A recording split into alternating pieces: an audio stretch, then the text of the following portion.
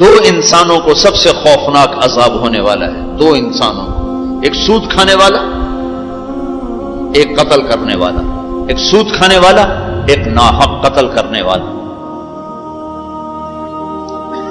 یہ میرے نبی کی امت ہے، کسی نے بتایا، کسی نے محنت نہیں کی۔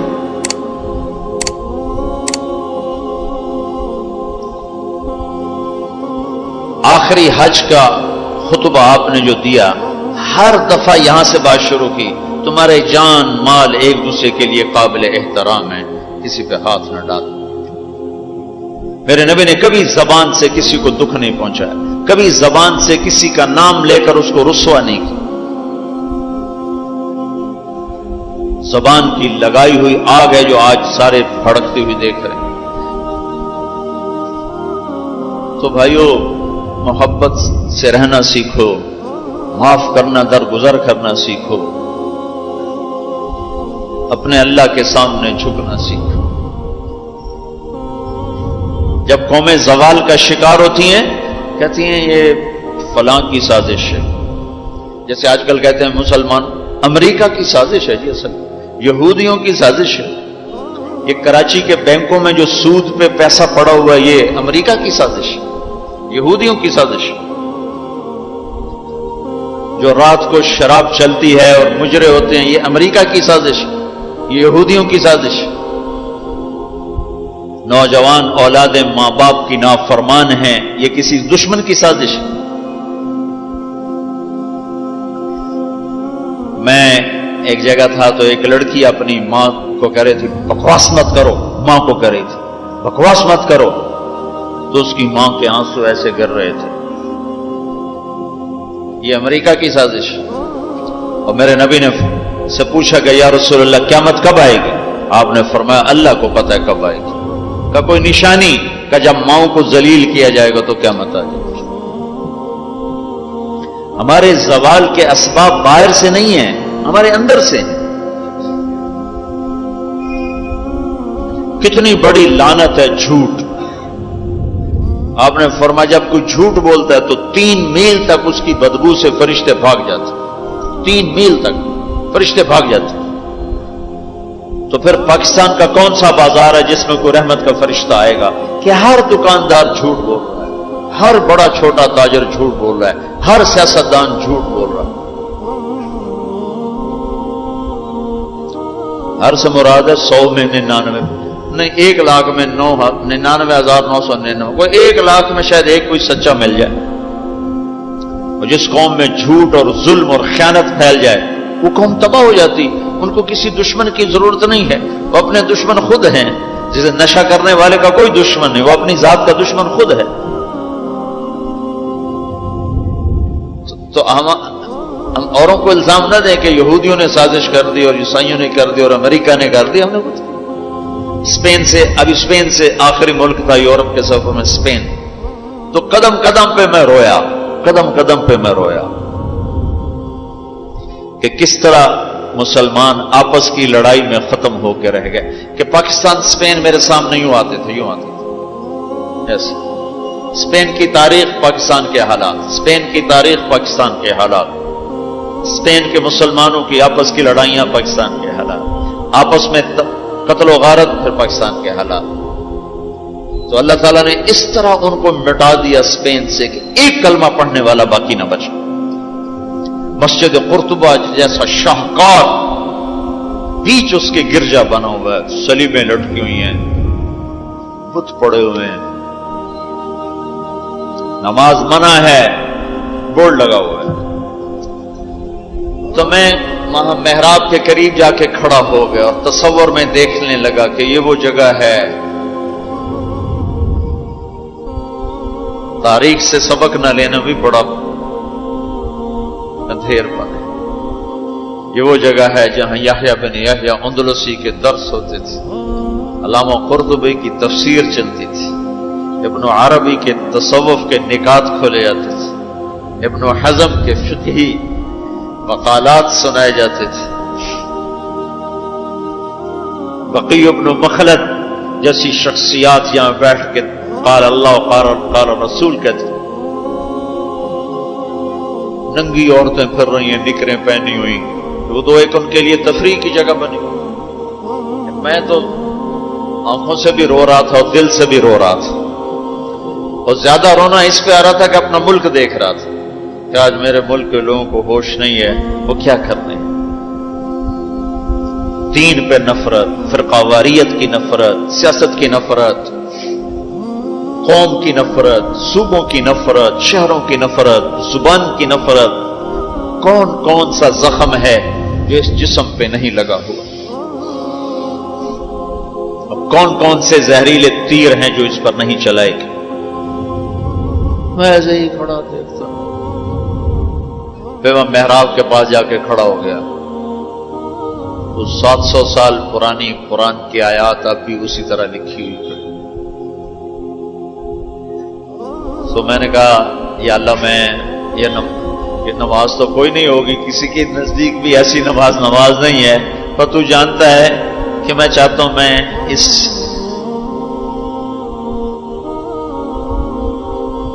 ارے میرے بھائیو آپس کی نفرتیں مٹا دو اللہ کے واسطے. اپنی جان کے دشمن نہ بنو.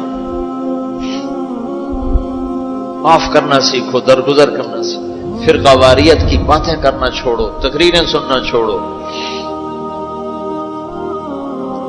تاریخ میری کمزوری رہی ہے، میں بچپن سے تاریخ پڑھتا آ رہا ہوں. یہ تبلیغ میں لگنے سے پہلے ہی ذوق تھا تاریخ پڑھنا. جب تبلیغ میں لگے تو مدرسے میں آ گیا تو اور پڑھنے کا لگ گیا. پھر کچھ اللہ تعالیٰ نے یاد اچھی دے دی تو جو چیز پڑھی وہ یاد رہے گی، وہ سارا تسلسل. اور میں تو ایسے بس ڈوبتا ابھرتا رہا کہ یا اللہ آج میں یہاں اس دھرتی پہ سجدہ نہیں کر سکتا جہاں 700 سال جن اینٹوں نے سجدے کے لمس محسوس کیے، جن اینٹوں نے تیرے لاکھوں کروڑوں پیاروں کے آنسو جذب کیے، جن در و دیوار نے تیرے ہزاروں محبوب لوگوں کے واز و ارشاد سنے، جن کونوں میں تجھے یاد کرنے والے ہزاروں لاکھوں کروڑوں انہیں روشن کرتے آج اسی زمین کے نیچے سوئے ہوئے ہیں. قرطبہ کے قبرستان پہ شہر بنا ہوا، نہ کسی بادشاہ کی قبر باقی اور نہ کسی بڑے کی نہ کسی چھوٹے کی. میں یہاں نماز پڑھتا ہوں، میری نماز قبول کر لے.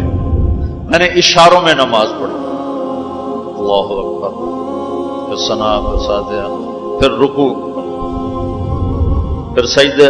اللہ اتنا کو کیا رکوع سجدہ اتنا کر کے تاکہ کسی کو، چونکہ جو داڑھی والا اندر آتا نا تو اس کے پیچھے سیکورٹی لگ جاتی کہ کہیں کسی کونے میں چھپ کے نماز نہ پڑھ لے.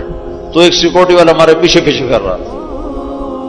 چلو یا اللہ میں بھی ان میں ہو جاؤں جنہوں نے اس مسجد میں نماز پڑھی تھی.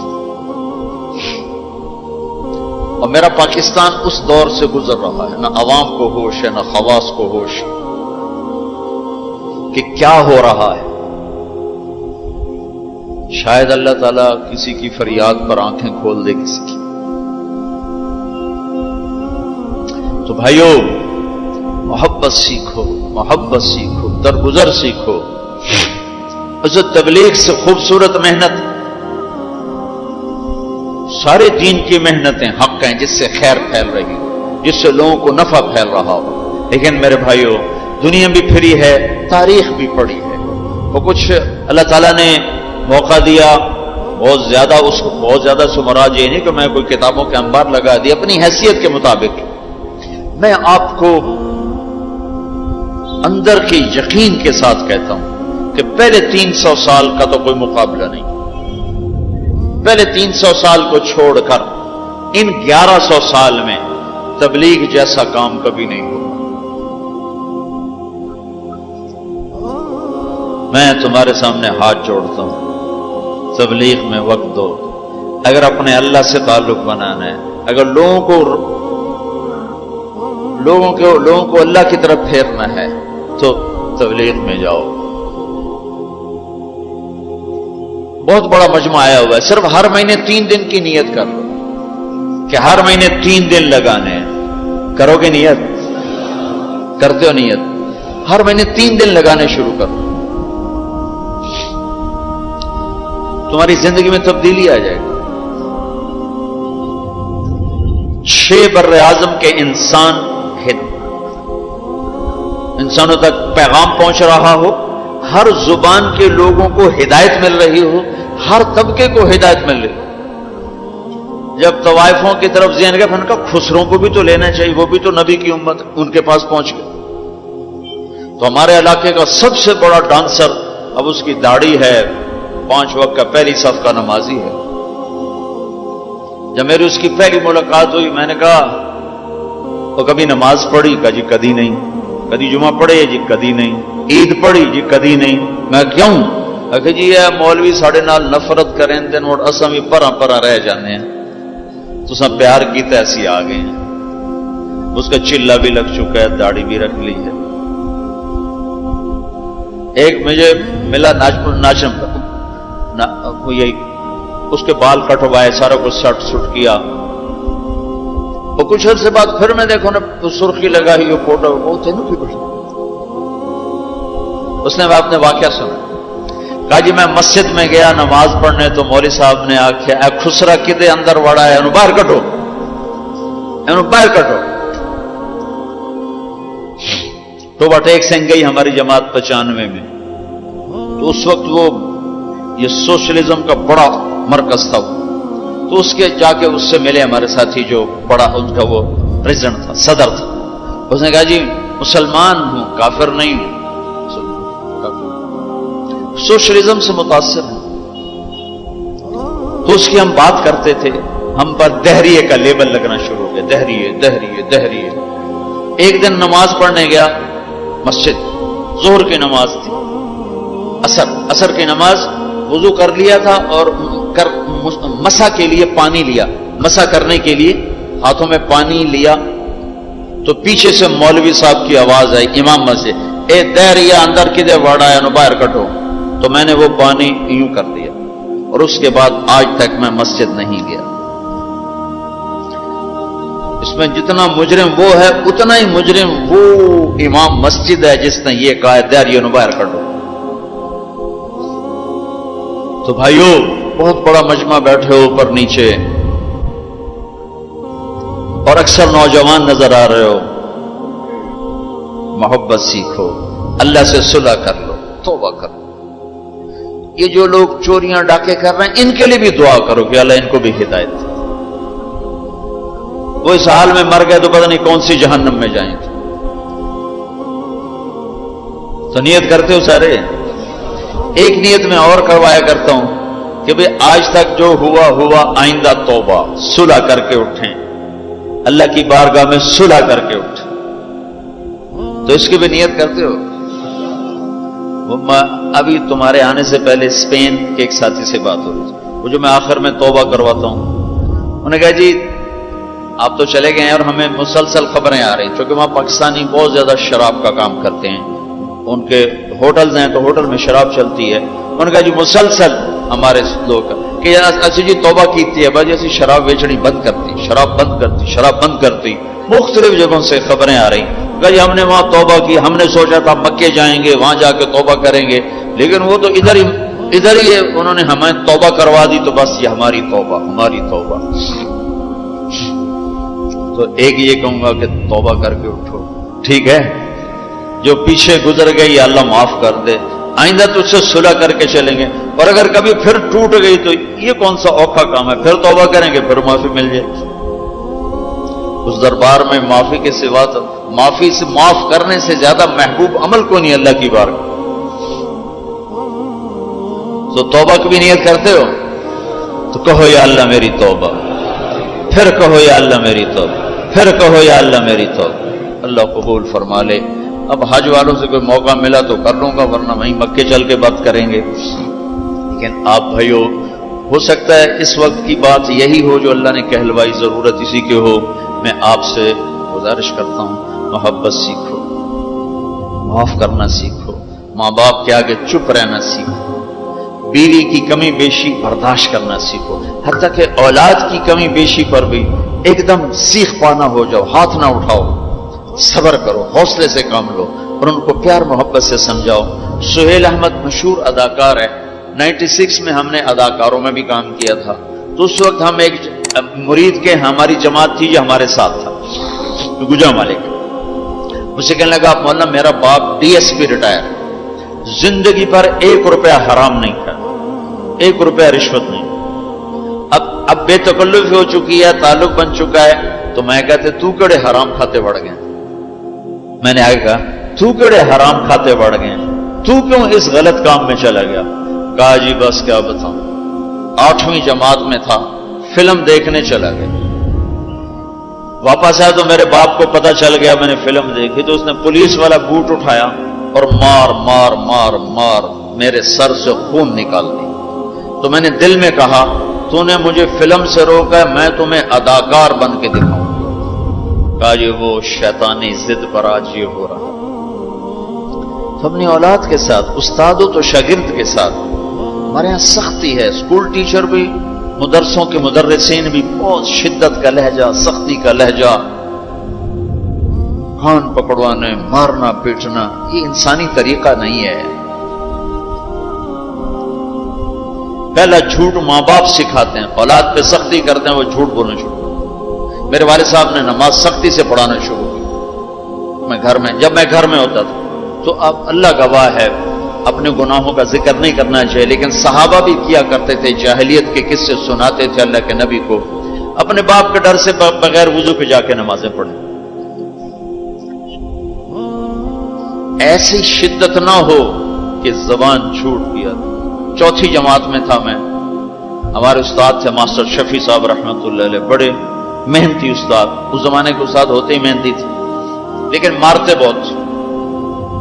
انہوں نے ہمیں حساب کا سوال لکھایا، سلیٹیں ہوتی تھی اس پر، اب میں کوئی 12ویں نمبر پہ بیٹھا ہوا تھا اور جو جا رہا ہے آتا نہیں، ٹھو ٹھو ٹھو ٹھو، سوٹے بھی مکے بھی، میں کہہ رہا بھی مر گئے، مجھے بھی نہیں آتا تھا اور میں انتظار کر رہا ہوں کہ یا اللہ میں اس سے نکلوں کیسے، سوال تو آتا نہیں، پکی گل ہے سوٹے ہی ہیں۔ اب میرا چھوٹا ذہن اور میں سوچ رہا ہوں کہ کیا چکر چلاؤں، کیا چکر چلاؤں۔ تو تھوڑا سا بیک گراؤنڈ یہ ہے کہ چونکہ ہمارا زمیندارہ ماحول تھا تو استادوں کو گھر ہماری طرف سے گندم جاتی تھی، چاول جاتے تھے، گھی جاتا تھا، آٹا جاتا تھا، مکھن جاتا تھا، چینی جاتی تھی، مرچیں جاتی تھی، جو سیزن پہ تو وہ جاتی تھی۔ تو کوئی 2 مہینے پہلے میرے استاد جی نے کہا تھا کہ پتر مرچاں بھجوا دے، ابے نو آخی مرچاں بھجوا دے، وہ میں بھول گیا کہنا بھول گیا۔ سب میں بیٹھا سوچ رہا ہوں یا اللہ جان کیسے بچاؤں، جان کیسے، وہ 2 مہینے پرانی بات یاد آ گئی۔ جب میرے سے آگے 2 لڑکے رہ گئے، اس وقت یہ سارا پچھلا کمپیوٹر کھلا تو میں اٹھ کے گیا، میں نے کہا استاد جی ابا جی پہ آندین کل مرچاں پہنچ جا سکتے، ابا جی پہ آندین کل مرچاں پہنچ جا سکتے۔ میں نے کہا شاباش میرا پتر تو بائے جا۔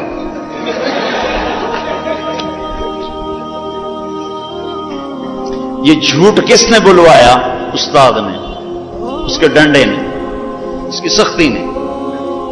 ماں باپ سے بھی کہتا ہوں، مدرسے کے علماء سے کہتا ہوں، اسکول کے ٹیچروں سے کہتا ہوں، محبت سیکھو، محبت سکھاؤ۔ اولاد سے کہتا ہوں ماں باپ کی محبت سیکھو، ان کی شدت کو برداشت کرنا سیکھو۔ بھائی سے کہتا ہوں بھائی کی برداشت کر، آپ بیٹھے ہو عورتیں نہیں ہیں تو آپ سے کہتا ہوں بیوی کی برداشت کرو، ماں کی برداشت کرو، بہنوں کی برداشت، جو بھی کوئی بلندیوں کے راستے ہیں وہ برداشت میں چھپے ہوئے۔ اور تبلیغ میں وقت دو، تبلیغ سے پڑھ کر سارے دین کے کام خیر کے ہیں جس سے لوگوں کو نفع ہو رہا ہے، لیکن جو سب سے اس وقت لوگوں کے لیے خیر بھلائی کا کام ہے وہ یہ تبلیغ کا ہے، اس میں ٹائم دیا کرو، آپ کو بہت نفع ہو۔